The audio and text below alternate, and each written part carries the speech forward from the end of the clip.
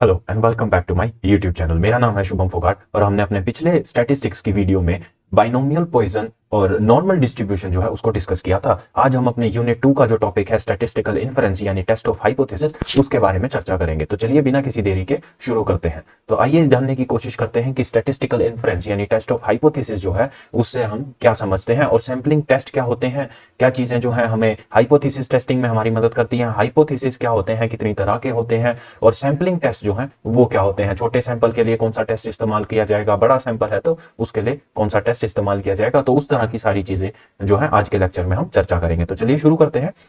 Large sampling test यानी जी test और जो है यानी जेड टेस्ट और स्मॉल सैम्पलिंग टेस्ट यानी जेड और टी टेस्ट। तो बेसिकली जो है हमारा स्मॉल सैम्पलिंग टेस्ट है उसमें जो है टी टेस्ट यूज होता है और जेड टेस्ट भी यूज होता है। और जब बात लार्ज सैंपल की आ जाती है तो वहां पर हमारा जेड टेस्ट इस्तेमाल किया जाता है। तो जब जेड टेस्ट जो है वो एक ऐसा टेस्ट है जो स्मॉल और लार्ज दोनों के लिए इस्तेमाल किया जा सकता है। अब हम समझेंगे कि सबसे पहले हाइपोथेसिस क्या होते हैं और उनको किस तरह फ्रेम किया जाता है, क्या स्ट्रेटेजी रहती है, क्या प्रोसेस रहता है, वो चीजें हम समझेंगे।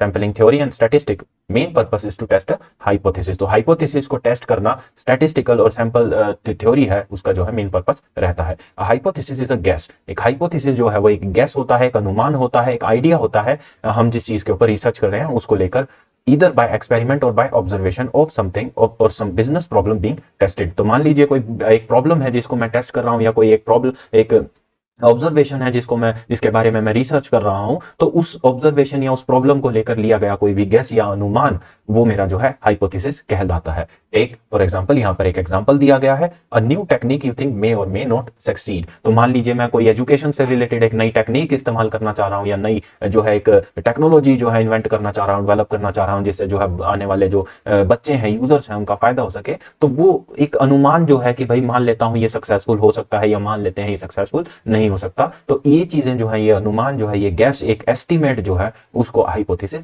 कहा जाता है। उसके बाद पढ़ेंगे अ pedagogy which you think may or may not be healthy. तो इस तरह की कोई चीज जो आप मान रहे हैं कि वो हेल्दी हो सकती है और हेल्दी नहीं भी हो सकती है। तो ये एक तरह से यूं लगा लीजिए जैसे हम मैथ्स में एक्स को सपोज करते हैं, स्टैटिस्टिक्स में अगर हमें कोई चीज को सपोज करना है तो उसको नाम जो है हाइपोथेसिस दिया जाता है। उसके बाद आता है हाइपोथेसिस टेस्टिंग यानी कि हाइपोथेसिस को हम किस तरह से जो है टेस्ट करेंगे कि वो ट्रू स्टैंड करता है, जो मैंने अनुमान लगाया है वो सक्सेसफुल है या नहीं है। A testing of hypothesis is a way to check the finding of a study or experiment to see whether they are significant। मतलब वो सक्सेसफुल है या सक्सेसफुल नहीं है।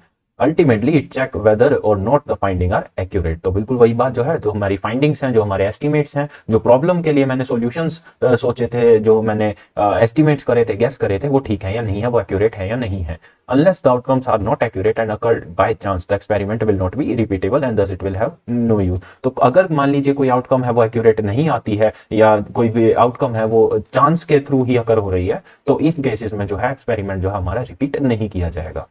बेसिक कॉन्सेप्ट है, हम अब समझेंगे कि इनके जो मीनिंग है वो क्या क्या है। हाइपोथेसिस को समझने की कोशिश करते हैं। To arrive at any inference all population assumptions must be taken on the basis of available population knowledge and such assumptions are known as hypothesis. जो अवेलेबल नॉलेज है हमारे पास, मान लीजिए मैं पॉपुलेशन को से लेकर कोई चीज रिसर्च कर रहा हूं या ऑब्जर्व करने की कोशिश कर रहा हूं, तो मेरे पास जो गिवन पॉपुलेशन डाटा है, हाइट हो गई, वेट हो गया, पॉपुलेशन का अपना साइज हो गया, कलर हो गया, इस तरह की जो चीजें हैं उनका कल्चर हो गया, तो इनसे रिलेटेड अगर मान लीजिए मैं कोई एजम्पशन कर रहा हूं अपनी रिसर्च को आगे प्रपोज करने के लिए, तो उसको जो है हाइपोथेसिस का नाम दिया जाएगा।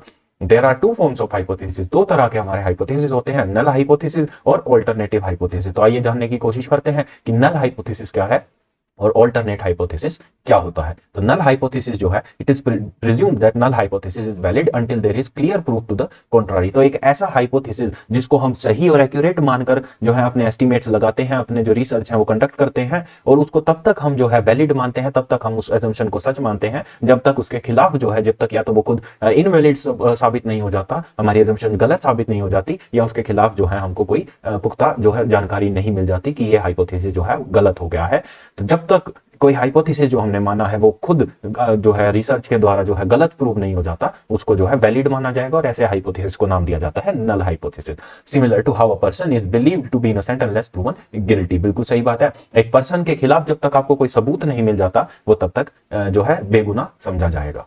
तो जो नल हाइपोथेसिस है उसको जो है हम H0 के जो है द्वारा जो है रिप्रेजेंट करते हैं। तो जहां बात H या इस तरह से आए आपको, या ये बड़ा जीरो दिख जाए, तो वहां पर बात यानी नल हाइपोथेसिस की हो रही है। उसके बाद आता है alternative hypothesis. It is believe to be true when null hypothesis is false. जब हमारा नल हाइपोथेसिस फॉल्स हो जाता है, उसके इमीडिएट बाद जो है अल्टरनेट हाइपोथेसिस को सच मान लिया जाता है। मान लीजिए कोई चीज है, मान लीजिए एक मोबाइल फोन है जिसको मैं मोबाइल फोन क्या, ऊपर वाले एग्जांपल को ही दोबारा से इस्तेमाल कर लेते हैं। A person is believe to be innocent unless proven guilty, और जब वो गिल्टी प्रूव हो जाएगा तो हमारा नल हाइपोथेसिस फेल हो जाएगा और हमारा अल्टरनेटिव हाइपोथेसिस है यानी उसका गिल्टी होना वो ट्रू हो जाएगा। तो वही चीज जो है यहाँ पर, ये एक सिक्के के दो पहलू हैं, या तो हेड्स है यानी नल हाइपोथेसिस है, और या फिर अपना टेल्स है, उस तरह की चीजें हैं। तो दोबारा से एक बार इसको समझते हैं इसी एग्जांपल के थ्रू। A person is believe to be innocent unless proven guilty. जब तक किसी चीज के खिलाफ कोई चीज साबित नहीं हो जाती तब तक उसको जो है इनोसेंट या बेगुनाह समझा जाएगा। ये नल हाइपोथेसिस का एग्जांपल है। और द मोमेंट या जिस भी मिनट वो बंदा जो है वो गिल्टी प्रूव हो जाता है, साबित हो जाता है कि मर्डर या चोरी या जो भी चीज है वो उसी ने करी है, हमारा नल हाइपोथेसिस यानी जो हमने माना था कि इनोसेंट है वो फेल हो जाता है, और हमारा अल्टरनेटिव हाइपोथेसिस है यानी ये मर्डरर है, ये चोर है, वो प्रूव हो जाता है। तो वही चीज है, it is believe to be true when null hypothesis is false, then alternative hypothesis is pointed to which is sometimes implies H1। तो यानी H0 जो था हमारा वो नल हाइपोथेसिस था, और H1 जो है हमारा ऑल्टरनेट हाइपोथेसिस बन जाता है। तो यहां पर जो है इनको लेकर जो है बड़ी कंफ्यूजन रहती है टाइप 1 और टाइप 2 एरर को लेकर, कि कौन सी चीज जब सही होती है और उसको हम उसके बावजूद भी गलत मान ले, और कोई चीज जब गलत है और उसको सही मान ले। ये समझाने के लिए मैं इस इमेज का इस्तेमाल करूंगा। तो है, आइए जरा समझने की कोशिश करते हैं। तो नल हाइपोथेसिस जब सही है और उसको मैं रिजेक्ट कर दूं तो वो टाइप 1 एरर बन जाता है। यानी कहने का मतलब है, मान लीजिए एक बंदा जैसे पर्सन था वो इनोसेंट था अनलेस प्रूवन गिल्टी। तो हमारी जो नल हाइपोथेसिस था वो ये था कि ये इनोसेंट है जब तक ये मर्डर या चोर जो है वो साबित नहीं हो जाता। तो अगर मान लीजिए वो बेगुनाह साबित हो भी जाए और उसके बावजूद भी मैं उसको एक जेल की सजा सुना दूं, तो वो केसेस में नल हाइपोथेसिस जो है वो टाइप 1 एरर का जो है को चैलेंज का फेस करता है। यानी कि वो ठीक था, वो इनोसेंट था, उसके बावजूद भी मैंने उसको रिजेक्ट कर दिया। और सिमिलरली जब नल हाइपोथेसिस जो है वो ठीक है और उसको मैं एक्सेप्ट कर लेता हूं तो वो मेरा करेक्ट डिसीजन हो जाता है। यानी कि वो बंदा जो इंसान था वो बेगुनाह था और मैंने उसको जो है बाइज्जत बरी कर दिया, वहां पर मेरा नल हाइपोथेसिस जो है वो सही साबित हो गया। और अगर मान लीजिए मैं टाइप 2 एरर की बात करूं तो वो ये होता है कि नल हाइपोथेसिस जो है फॉल्स है और मैं उसको जो है सच मान लूं या मैं उसको रिजेक्ट ना करूं। फॉर एग्जांपल क्या नाम है, हमारा जो इंसान है जो कैदी है वो बेगुनाह है और मैं उसको जो है उस बात को जो वो गिल्टी है और उसको जो है मैं बेइज्जत बरी कर दूं, तो उस सिचुएशन में जो है हमारा नल हाइपोथेसिस जो है वो फॉल्स होने के बाद भी कि वो इनोसेंट नहीं है, वो गिल्टी है, और उसके बावजूद भी जो है मैं उसको एक्सेप्ट कर लूं, उसको बेइज्जत बरी कर दूं। तो एक आदमी जो चोर है उसको बजाय सजा सुनाने के मैं उसको माफी कर दूं, तो वो जो है वो हमारा टाइप 2 एरर बन जाता है। तो दोबारा समझते हैं, नल हाइपोथेसिस जब सही है और उसको रिजेक्ट कर देंगे तो टाइप 1 एरर हो जाएगा। नल हाइपोथेसिस जब गलत है और उसको जो है हम रिजेक्ट कर देंगे, यानी कि जब वो गलत होने के बावजूद भी जो है वो हमारा एक्सेप्ट हो गया, यानी एक्सेप्ट हो जाता है, तो वो हमारा टाइप 2 एरर बन जाता है। तो फिर से दोबारा रिफ्रेश करता हूं, नल हाइपोथेसिस सही है उसको रिजेक्ट कर दिया, टाइप 1 एरर। नल हाइपोथेसिस गलत है उसको एक्सेप्ट कर लिया, हमारा टाइप 2 एरर बन जाता है। तो ये जो चार्ट है आप इसका एक बार स्क्रीनशॉट ले लीजिए, नहीं तो अपने गूगल पे normally type 1 and type 2 error जो आप सर्च करेंगे और जो पहली ही इमेज है वो आपको ये इस तरह की जो है दिख जाएगी। आप इसको जो है यहाँ से आसानी से समझ पाएंगे। तो ये टाइप 1 और टाइप 2 एरर जो है मैंने आपको अपनी तरह से जो है बेस्ट तरीके से समझाने की कोशिश करी है। If null is valid we reject the null hypothesis, तो वो टाइप 1 एरर बन जाता है, यानी कि वो वैलिड था, वो सही था, मैंने उसको रिजेक्ट कर दिया। उसके बाद आते हैं वन टेल्ड और टू टेल्ड टेस्ट, यानी वन टेल्ड टेस्ट क्या होते हैं और टू टेल्ड टेस्ट क्या होते हैं। देखिए, जब भी कोई चीज होती है, मान लीजिए आप दो मोबाइल फोन लेने या आप मोबाइल फोन लेना चाहते हैं मार्केट से, तो जब आप कोई कुछ एक चीज को मान लीजिए आप वन प्लस और एप्पल के फोन में जो है वो कंफ्यूज है कि मैं कौन सा फोन लूं, और आप फाइनली अपने सारी जो है एस्टिमेट्स लगाकर या जो भी अपना बजट है या फीचर्स वगैरह देखकर आप चूज करते हैं कि भाई मैं तो वन प्लस लेके आता हूं, तो आप वहां पर जो है एक वन टेल टेस्ट कर रहे हैं, आप मिस कर देते हैं। आप सिर्फ ये देखते हैं फीचर्स के तौर पर कि ये वन प्लस जो है ओवरऑल जो है एप्पल से बेटर है, आप उसके पॉजिटिव और नेगेटिव जो है उस वक्त वहां पर नहीं देख पाते। तो जब आप एक सिंगल डायरेक्शन में जाकर अपने कोई डिसीजंस ले लेते हैं तो वो वन टेल टेस्ट होता है, और जब आप मल्टीपल डायरेक्शंस जो है वो देख के जो है टू टेल टेस्ट वहां पर अप्लाई होता है। मान लीजिए मैं एप्पल और जो है वन प्लस दोनों ही फोन खरीद लाया, और उसके बाद जो है डे टू डे यूज करने के बाद मैं ये डिसाइड कर रहा हूं कि भाई कौन सा जो है पॉजिटिव है, कौन से इफेक्ट्स पॉजिटिव आ रहे हैं, कौन से मोबाइल को यूज करके, उस तरह की चीजें जो है वो टू टेल टेस्ट बन जाती हैं। One tail test allow you to determine if one mean is greater or less less than other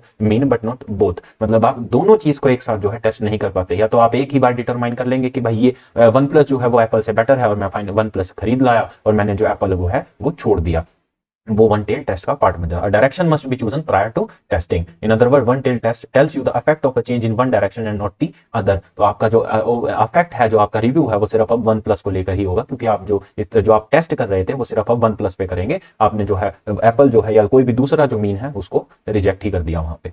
Think of it this way: if you are trying to decide if you should buy a brand product or a generic product at your local drugstore, a one-tail test of the effectiveness would only tell if the generic product work better than brand name। बिल्कुल सही बात है। आप one plus और Apple में confuse था, आपने one plus ले लिया, तो आपसे अगर कल कोई पूछेगा कि भाई बताओ वन प्लस और एप्पल में कौन बेटर है, तो आप सिर्फ जो है वन प्लस का ही रिव्यू कर पाएंगे, क्योंकि आपने वही यूज किया है।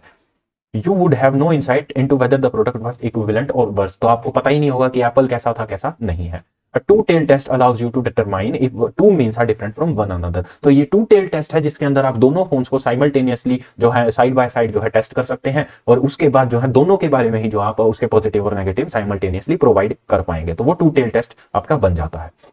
इसके बाद आती है क्रिटिकल वैल्यू। क्रिटिकल वैल्यू एक कट ऑफ वैल्यू की तरह होती है, cut off point at a certain degree of importance. तो एक डिग्री ऑफ इंपॉर्टेंस होती है, उसके अंदर एक कट ऑफ पॉइंट होता है कि इस लेवल के बाद जो है एक चीज फॉलो होगी और इसके बाद जो है दो चीज फॉलो होगी, वो चीज जो है यहाँ पर यूज की जाती है। उसके बाद आते हैं हमारे स्टेप्स इन हाइपोथेसिस टेस्टिंग की। जो हाइपोथेसिस को टेस्ट करने के क्या क्या स्टेप होते हैं, हमने ये पढ़ लिया कि हाइपोथेसिस क्या होता है, हाइपोथेसिस का मीनिंग क्या होता है, कितने तरह के हाइपोथेसिस होते हैं, उन हाइपोथेसिस के बीच में किस तरह के एरर्स आ सकते हैं, जैसे टाइप 1 और टाइप 2 एरर जो हमने डिस्कस कर लिए, और उसके बाद जो है हमने वन टेल्ड और टू टेल टेस्ट के बारे में भी जो है चर्चा कर ली। अब हम चर्चा करेंगे कि हाइपोथेसिस टेस्ट अगर मुझे करना है तो वो मैं किस तरह करूंगा, क्या स्टेप्स क्या फॉलो करूंगा अपने नल और अल्टरनेट हाइपोथेसिस को टेस्ट करने के लिए। तो सबसे पहले जो स्टेप है कॉमन है, सबसे पहले तो मैं यही डिसाइड करूंगा कि मेरा जो नल हाइपोथेसिस है वो क्या होगा, यानी कि जो मेरी एजम्पशन है जो सही है, जब तक वो गलत प्रूव नहीं हो जाती तो वो चीज जो है मैं सबसे पहले स्पेसिफाई करूंगा। जैसे जो नल हाइपोथेसिस है, तो नंबर 1 जो स्टेप बन जाता है वो है स्पेसिफाई द नल हाइपोथेसिस। दूसरा स्टेप हमारा बन जाता है ऑल्टरनेटिव हाइपोथेसिस को स्पेसिफाई करना, कि अगर मेरा नल हाइपोथेसिस गलत हो जाएगा तो उसके बदले में क्या है असम्पशन है जो सही साबित हो सकती है,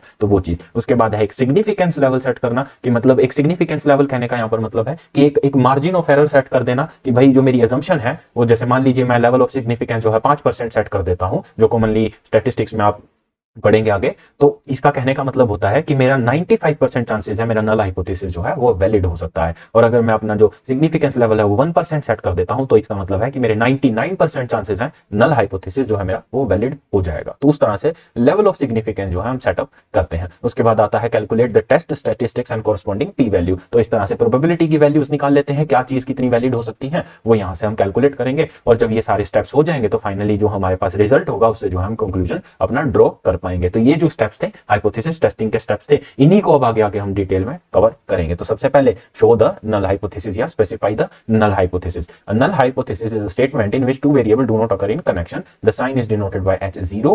We always start with an assumption in null hypothesis and we will check if the value specified in the null hypothesis is likely to be valid। तो ये चेक करना होता है हमको कि भाई जो नल हाइपोथेसिस में हमने अज्यूम किया है वो सही है या नहीं है। The researcher actively tries to disprove the null hypothesis। जैसे वही एग्जांपल दोबारा रिफ्रेश करता हूं, अब एक पर्सन है वो तब तक इनोसेंट है जब तक वो गिल्टी प्रूव नहीं हो जाता, और कोर्ट का जो काम है वो यही है कि उस आदमी को अगर उसने कोई क्राइम किया है तो गिल्टी प्रूव किया जाए। तो वो रिसर्चर का, अगर मान लो रिसर्चर के कॉन्टेक्स्ट में मैं बात करूं, तो मान लीजिए कोई रिसर्चर है जो ये कंडक्ट कर रहा है कोई रिसर्च, तो उसने कोई नल हाइपोथेसिस अज्यूम किया है, तो वो उसका जो कंटिन्यूस जो रिसर्च का प्रोग्राम रहेगा वो यही रहेगा कि किसी भी तरह जो है मैंने जो एजम्पशन ली है उसको डिस्प्रूव कर दूं, और कोई एक नई सॉल्यूशन जो है, नया अल्टरनेट हाइपोथेसिस जो है उसको मैं फ्रेम कर लूं।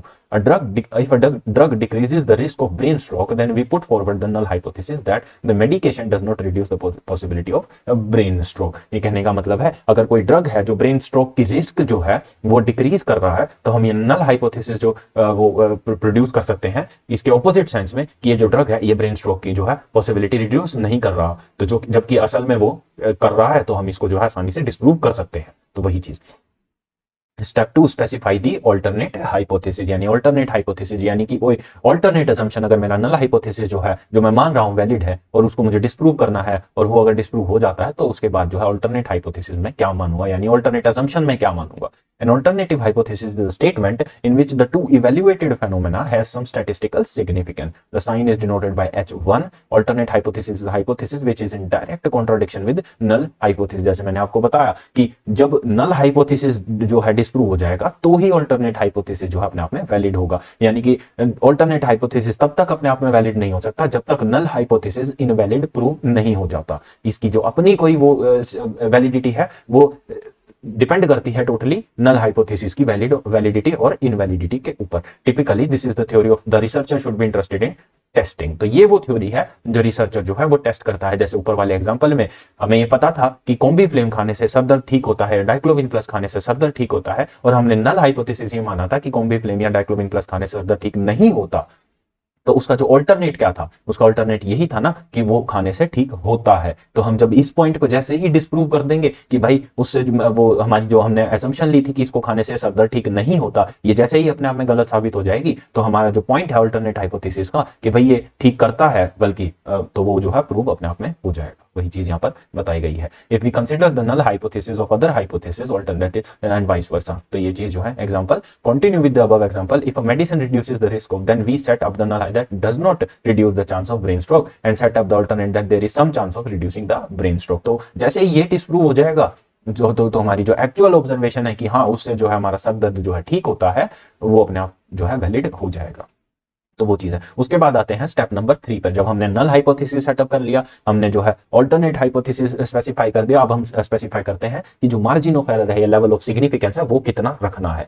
द ग्रीक लेटर अल्फा, तो इसको जो है अल्फा से डिनोट किया जाता है इस तरह से। आई एम सॉरी यार मेरी राइटिंग थोड़ी, तो अल्फा जो है वो, यार मैं किस तरह बनाऊं, वो ए जैसा दिखता है, मान लीजिए मैं ए बना देता हूं और इसको ऐसे कर देता हूं, तो ये जो है हमारा अल्फा हो जाता है। ग्रीक लेटर है ये alpha, denote the value of the point. The significance level reflect whether we support or deny the given hypothesis. तो जितना ज्यादा हमारा लेवल ऑफ सिग्निफिकेंस होगा उतनी जो है हमारी नल हाइपोथेसिस की एक्सेप्टेंस और रिजेक्शन जो है उस पर डिपेंड करेगी। जैसे यहाँ पर गिवन है कि लेवल ऑफ सिग्निफिकेंस अगर 5% है तो इसका ये मतलब है कि जो हमारा डिसीजन है वो 95% तक जो है वैलिड रहेगा। उसके बाद क्योंकि 100% एक्यूरेसी जो है वो कहीं पर भी पॉसिबल नहीं है, और अगर मैं लेवल ऑफ सिग्निफिकेंस 1% सेटअप कर देता हूं तो इसका ये मतलब है कि मेरा जो पॉइंट है वो 99% तक वैलिड है, और जो 1% चांस है वो उसके एक तरह से मार्जिन ऑफ एरर हो सकता है, और 1% की वेरिएशन जो है मैं मानकर चल रहा हूं, और या 5% की जो वेरिएशन है मैं मानकर चल रहा हूं।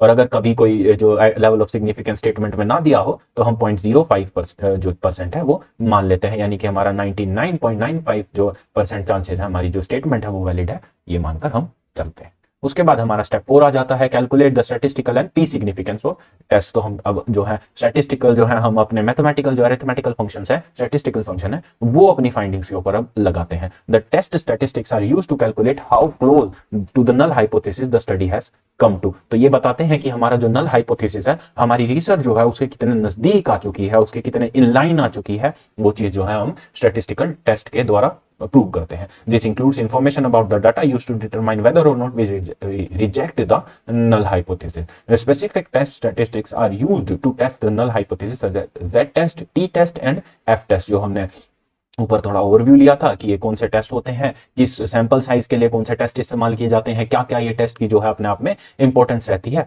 वो टेस्ट जो है हम हाइपोथेसिस के अंदर स्टडी करेंगे। तो यही आपकी जो यूनिट 2 है वो अपने आप में हो जाती है। लेवल ऑफ सिग्निफिकेंस, हाइपोथेसिस क्या होते हैं, और Z टेस्ट और T टेस्ट जो है ये दो आपके यूनिट 2 का पार्ट बनते हैं। जो बाकी के टेस्ट हैं आपके काई स्क्वायर टेस्ट हो गया, F टेस्ट हो गया, वो आपके यूनिट 3 में डिस्कस किए जाएंगे। The p-value is the probability that the value specified in null hypothesis will be valid to get a sample outcome। तो ये probability की वैल्यू ले लेते हैं कि जो हमने अज्यूम किया है उतना जो है हमारा वैल्यू हमें मिल सकती है। उसके बाद आते हैं ड्राइंग अ कंक्लूजन। तो जब हमारे पास सारे फैक्टर्स आ चुके हैं हाथ में, जब हमने सारे स्टैटिस्टिकल हाइपोथेसिस ले लिए हैं, नल हाइपोथेसिस स्पेसिफाई कर लिया, उसका अल्टरनेट डिसाइड कर लिया, उसके बाद हमने जो है लेवल ऑफ सिग्निफिकेंस की मार्जिन ऑफ एरर कितना है मेरा, कितने परसेंट तक मैं चीज जो है कह रहा हूँ वो एक्सेप्ट और रिजेक्ट होने के चांसेस हैं। उसके बाद जब हमने प्रोबेबिलिटी भी कैलकुलेट कर ली, स्टैटिस्टिकल टूल भी, टेस्ट भी लगा लिया, F टेस्ट लगा लिया, Z टेस्ट लगा लिया, T टेस्ट लगा लिया, उसके बाद जब ये सारा करने के बाद जो हमारे पास रिजल्ट या आउटकम आ जाती है, उससे जो हम इन्फ्रेंस निकालते हैं या कंक्लूजन निकालते हैं, तो वो जो है यहाँ पर मेंशन किया गया है। In the last step of hypothesis testing, tests are interpreted and a decision is taken that if the p-value is less than 5%, we reject the null hypothesis, and if the value is greater than 5%, meaning then the null hypothesis is accepted. यानी कहने का मतलब है जो probability की value है वो 5% से ज्यादा है तो हम नल हाइपोथेसिस जो है वो एक्सेप्ट कर लेते हैं, और उससे कम है तो जो हम नल हाइपोथेसिस को हम है वो रिजेक्ट कर देते हैं। तो वही चीज यहाँ पर मेंशन की गई है। तो P value less than 5%, level of significance जो 5% हमने लेवल ऑफ सिग्निफिकेंस सेट किया था, यानी 95% जो है चांसेस है वैलिडिटी के, we reject the null hypothesis and consider the alternate hypothesis. और पी वैल्यू जो है वो अगर 5% से ज्यादा है तो हम नल हाइपोथेसिस को एक्सेप्ट कर लेंगे, यानी कि 95% चांसेस थे हमारे नल हाइपोथेसिस के, सॉरी ट्रू होने के, तो वो चीज वहां पर या 95 से ज्यादा है चांसेस तो हम नल हाइपोथेसिस को एक्सेप्ट करेंगे और ऑल्टरनेट को रिजेक्ट कर देंगे। वही चीज यहाँ पे है। उसके बाद आते हैं लार्ज सैंपल्स। लार्ज सैंपल्स देखिए, अगर मैं सिंपल शब्दों में कहूं तो कोई भी सैंपल जब साइज मान लीजिए मैं कहूं सैंपल साइज जो है वो 30 से बड़ा है तो उसको जो है लार्ज सैंपल हम कंसीडर करते हैं। यानी कि अगर आप कोई रिसर्च कर रहे हैं और उसके अंदर 30 से ज्यादा लोग आपके रिसर्च से जुड़े हैं तो वो अपने आप में एक लार्ज सैंपल बन जाता है। 30 से छोटा है तो वो स्मॉल सैंपल कंसीडर किया जाता है। In case where the variance in population are known we use that test. In addition, when the sample size is high, the sample variance approaches variance in population and is considered to be nearly equal to the variance of population. तो जैसे जैसे हमारा sample का size बढ़ता जाता है वो अपने आप में पूरी पॉपुलेशन का एक अच्छा खासा जो है रिप्रेजेंटेटिव बन जाता है। तो इसकी वेरिएंस जो है एंटायर पॉपुलेशन की वेरिएंस जो है एक तरह से समान मान ली जाती है। वो चीज है यहाँ पर बताई गई। उसके बाद हम आते हैं large sample test of significance. तो when the sample size is 30 यानी 30 से ज्यादा अगर आपके पास सैंपल्स हैं तो वो जो है लार्ज सैंपल कंसीडर किया जाता है। तो significance test of single proportion, let P be the proportion of sample. तो पी जो है हमारी जो छोटा पी है वो हमारी एक सैंपल जो है उसकी प्रोपोर्शन है, और बड़ा पी जो है वो हमारी पॉपुलेशन जो है उसका जो प्रोपोर्शन है। तो हम यूज करेंगे इसको जो सिग्निफाई करने के लिए वो ये करेंगे कि जो हम सैंपल है उसके अंदर से पॉपुलेशन की प्रोपोर्शन जो है वो माइनस कर देंगे और इसको जो है डिवाइड कर देंगे हम पी क्यू और डिवाइडेड बाय एन। तो इससे जो है हम अपनी जो जेड को है उस तरह से स्पेसिफाई कर सकते हैं, यानी जेड टेस्ट जो है वो यहाँ पर स्पेसिफाई हो गया है इस तरह से। उसके बाद आते हैं population proportion limit P is given by P plus minus 3। तो प्लस माइनस 3 जो है इसका जो है एक क्राइटेरिया रहता है, और क्यू जो है वो P Q divided by N अपना रहेगा।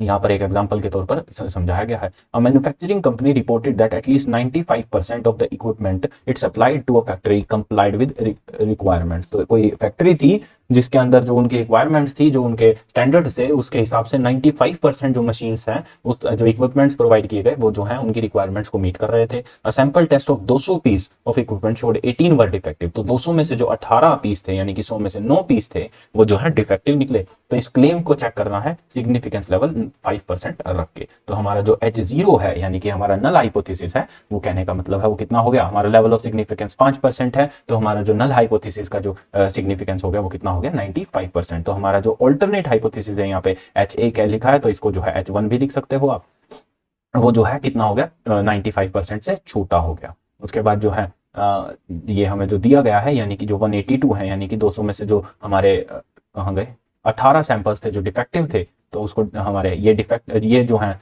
200 हमारे टोटल थे और डिफेक्टिव को जो है इसके अंदर से माइनस कर दिया गया। तो हमारे जो 182 सैंपल्स थे वो बिल्कुल से सही थे। तो हमें इसको जो है वही जो वैल्यू थी ये वाला जो फंक्शन था हमारा इसके अंदर प्लेस कर देंगे, 0.91 माइनस कर देंगे 0.95 से, उसके बाद जो है डिवाइड कर देंगे इन चीजों से। तो जो हमारा z आ जाएगा वो आ जाएगा 2.51। तो टेबुलेटेड वैल्यू है 1.96 एट 5% लेवल ऑफ सिग्निफिकेंस, और जो कैलकुलेटेड वैल्यू आई है हमारी वो टेबुलेटेड वैल्यू से ज्यादा है। तो कैलकुलेटेड वैल्यू है 2.59, टेबुलेटेड वैल्यू है 1.96। तो जो हमारा नल हाइपोथेसिस है वो रिजेक्ट कर दिया जाएगा। तो यही चीज जो है हमको एक एग्जाम्पल के तौर पर समझाई गई है। आप इसको एक बार जो है अपनी तरफ से करके देखिएगा, पढ़ के देखिएगा। सिर्फ आपको जो है इसका थ्योरेटिकल एस्पेक्ट है उसके ऊपर फोकस ज्यादा रखना है तो वो चीज आपके लिए आसान हो जाएगी। उसके बाद आते हैं type 2 test of significance for difference of proportion. तो ये है N1 एंड N2 हैं, दो सैंपल साइजेस हैं और सैंपल प्रोपोर्शन जो हमें दी गई है वो P1 P2 के नाम से दी गई है। तो जो हमारा फंक्शन बन जाएगा वो भी ये बन जाएगा Z is equal to P1 यानी प्रोपोर्शन 1 माइनस प्रोपोर्शन 2 और डिवाइड कर देंगे उसको, यहाँ पर जो है ये वैल्यू यहाँ पर प्लेस कर देंगे, ये वाला जो फंक्शन है। तो ये चीज हमारा बन जाएगा टाइप 2 टेस्ट जो है सिग्निफिकेंस के लिए, यहाँ पर दिया हुआ है ये रहा। तो ये हमें यहाँ पर एक एग्जांपल के तौर पर समझाया गया है। ये देखिए वो फंक्शन जो है हमने पूरी तरह प्लेस कर दिया। उसके बाद आते हैं हम type 3 test of significance for single mean. They deal with the following situation in test of significance for single mean to check whether the mean of the population has a given value μ0 and in this case the null hypothesis H0 is जो है वो mu के जो बराबर according है, about mu, वो हो जाएगा म्यू 0, यानी कि सिंगल मीन जो है वो हमारा यहाँ पर बताया गया है। उसके बाद इस तरह के और टेस्ट भी जो है वो दिए गए हैं, ये आपके प्रैक्टिकल प्रॉब्लम है इस हाइपोथेसिस के जो है उसके बेसिस पर, ये जो है आप ऊपर वाले एग्जांपल्स हैं उन्हीं के जो अकॉर्डेंस में दिए गए हैं। उसके बाद जो आता है हमारा वो आते हैं सैंपल टेस्ट। तो स्मॉल सैंपल टेस्ट है, यानी कि हमारा जो सैंपल साइज है यानी एन जो है वो हमारा 30 से छोटा है, तो वहां पर जो है स्मॉल सैंपल टेस्ट यूज किए जाते हैं। और मैंने आपको बताया था लार्ज सैंपल में जो है जेड टेस्ट इस्तेमाल किया जाता है और स्मॉल सैंपल में टी और जेड दोनों का ही इस्तेमाल किया जाता है। तो पहले हम पढ़ते हैं अपने टी टेस्ट को कि टी टेस्ट क्या चीज है।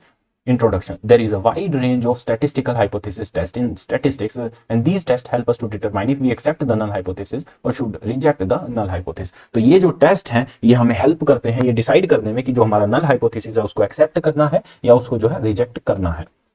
तो हमारे कुछ टेस्ट के नाम यहाँ पर मेंशन किए गए हैं, T test, Z test, F test और काई स्क्वायर टेस्ट। तो एफ टेस्ट और काई स्क्वायर टेस्ट हम अपने अगले आने वाले यूनिट में कवर करेंगे, यूनिट 3 में। इस यूनिट का जो पार्ट है वो हमारा है टी टेस्ट और Z test.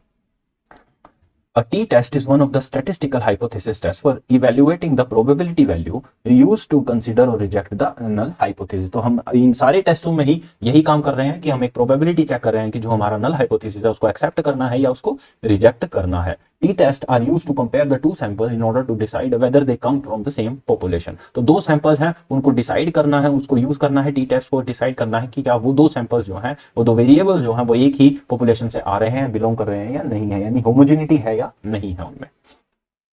The T statistics was introduced by 1908 by William Seeley Gosset। तो ये नाम थे उन स्टैटिस्टिशियन का जिन्होंने जो है टी टेस्ट हमारा प्रोपाउंड किया था। Typically it is used in small, यानी कि जहां पर हमारा सैंपल है वो n जो है हमारा वो 30 या 30 से छोटा है, 30 या नहीं 30 से छोटा है, यानी 29 तक जो है वो वैल्यूज जा सकती हैं। Sample which are usually distributed. T-test help in determining how the two result of two collection of data vary significantly from each other। तो ये हमें बताता है कि जो दो रिजल्ट्स हैं कलेक्शन के वो आपस में कितनी जो है उनके अंदर वेरिएंस जो है वो कितनी ज्यादा है। If mean population is equal to or different from standard mean.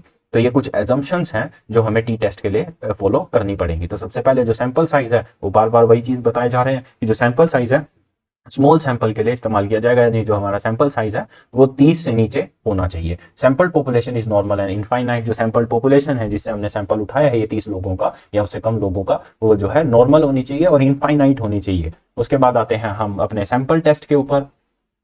जो सैंपल से आने वाले अब रिजल्ट्स हैं हमारे वो कितने इंडिपेंडेंट है और वो कितने रैंडम है, ये हमारी जो है अपनी एजम्पशंस हम पढ़ रहे हैं। Population is not classified as standard deviation. जो हमारी पॉपुलेशन है वो हम स्टैंडर्ड डेविएशन जो है उससे क्लासिफाई नहीं करेंगे। और मीन पॉपुलेशन जो है यानी मतलब हमारे पास एक पॉपुलेशन है उसका मीन डाटा जो है वो अच्छे से अवेलेबल है। तो ये जो है 5 एजम्पशंस हैं हमारी टी टेस्ट की जो हमें फॉलो करनी जरूरी है। उसके बाद आते हैं test of hypothesis about population mean. तो पॉपुलेशन मीन को ध्यान में रखते हुए जो हमारे टेस्ट हैं वो किस तरह किए जाएंगे। तो मैं इसको थोड़ा जूम कर देता हूं तो आप ये देखेंगे जो हमारा टी है वो इस तरह आएगा कि हमारा एक्स बार यानी मीन माइनस कर देंगे म्यू से, एस मल्टीप्लाई कर देंगे हमारा जो टोटल नंबर ऑफ सैंपल्स हैं उसके रूट से, तो वो चीज हमारा जो है टी आ जाएगी। और अगर हम एस को यहाँ ले आएंगे तो जो हम इसको रिप्लेस कर पाएंगे इस तरह से।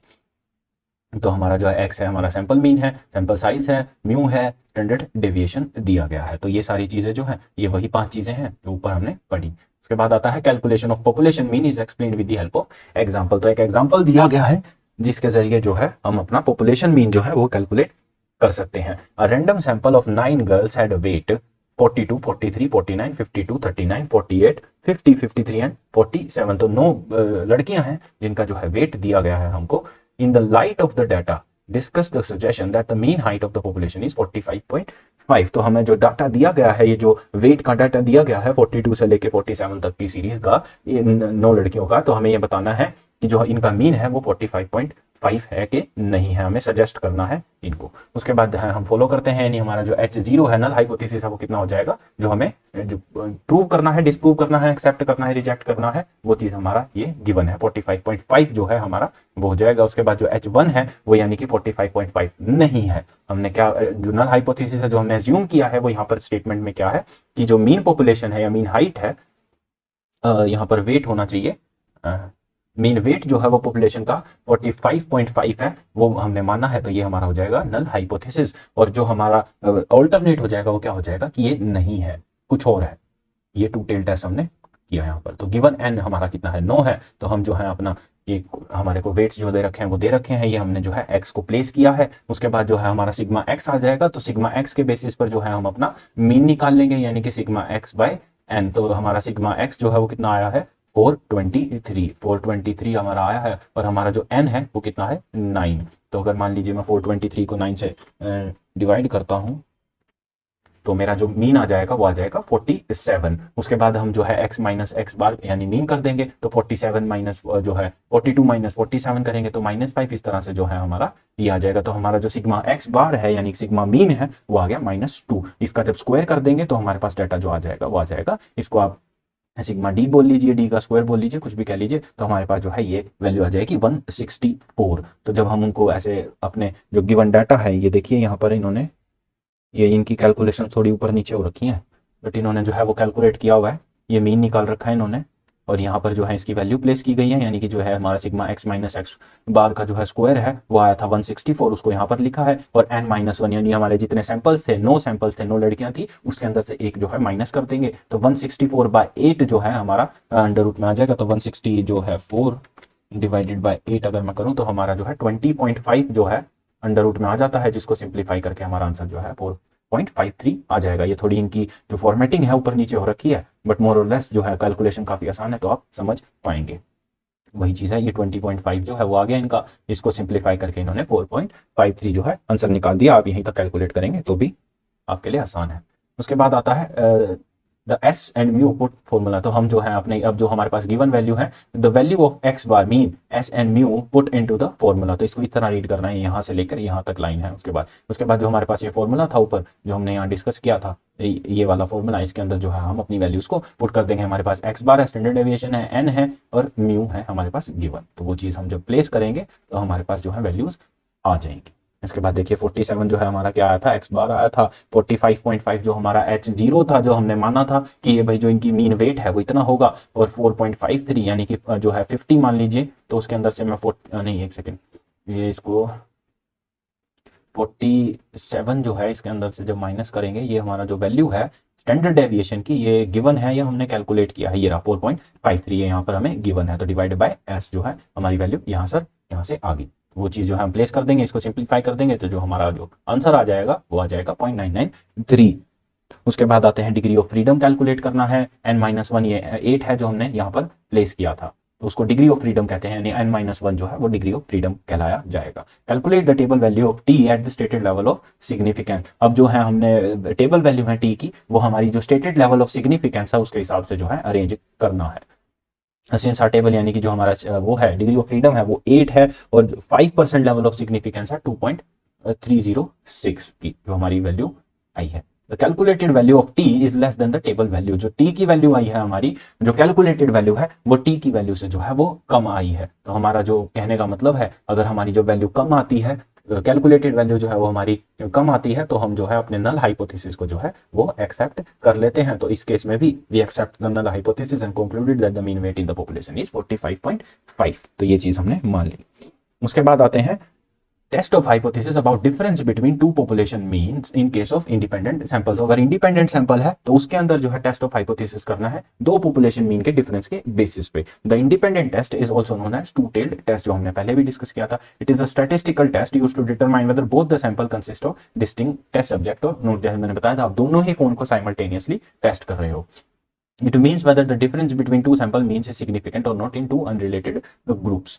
तो ये फॉर्मूला उसका जो है वो यहाँ पर मेंशन किया गया है।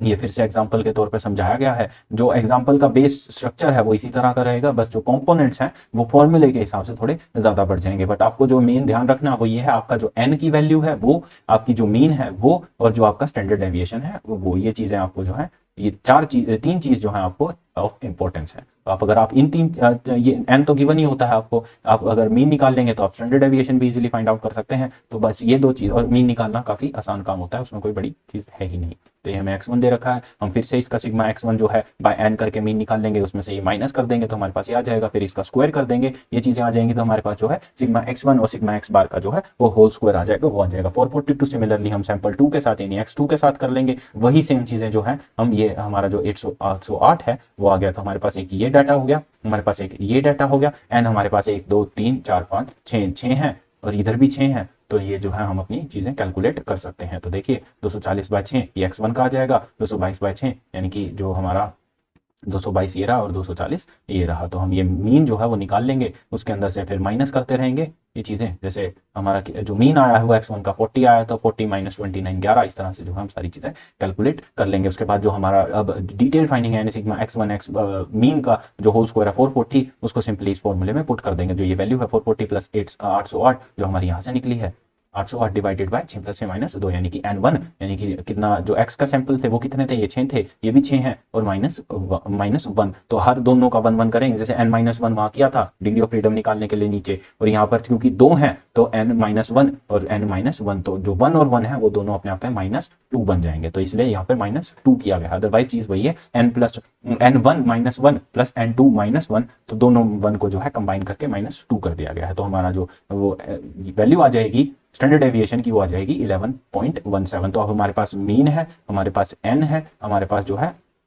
अब आ गया स्टैंडर्ड डेविएशन। हमारे पास तीनों चीज जो है अब अवेलेबल है। अब इसको जो है पुट कर देंगे हमारे टी वाले फॉर्मूले में। तो हमारे पास ये चीज गिवन थी, यानी कि 40, यानी 40 माइनस जो हमने मीन कैलकुलेट किया था ये वाला 40, तो इसको यहाँ पर प्लेस करेंगे। 37 हमारा x2 का, यानी कि जो दूसरी सीरीज उसका मीन आया था, उसको यहाँ प्लेस कर देंगे। हमारा स्टैंडर्ड डेविएशन जो हमने यहाँ से कैलकुलेट किया 11.17, वो रख देंगे, मल्टीप्लाई कर देंगे हमारे जो सीरीज है, यानी कि जो n है सैंपल का साइज है, यानी कि 6 जो है उसको मल्टीप्लाई करके हम यहाँ पर लिख देंगे। तो 6 × 6 डिवाइडेड बाय 6 + 6 और उसका अंडर रूट, तो हमारी जो वैल्यू आ जाएगी वो आ जाएगी 0.45। तो डिग्री ऑफ फ्रीडम निकाल ली, वही डिग्री ऑफ फ्रीडम जो ऊपर यहाँ दे रखी है, 6 + 6 - 2, तो 10 हमारी जो है डिग्री ऑफ फ्रीडम आ जाएगी। और सिमिलरली वही चीज जो है हमने ऊपर जो करी थी वही यहाँ करेंगे।